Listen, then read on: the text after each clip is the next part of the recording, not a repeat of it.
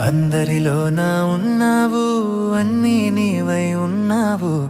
విశ్వాసంతో ప్రభువా అంటే ఎదురుగా వచ్చి నిలబడతావు. విశ్వాసంతో ప్రభువా అంటే ఎదురుగా వచ్చి నిలబడతావు.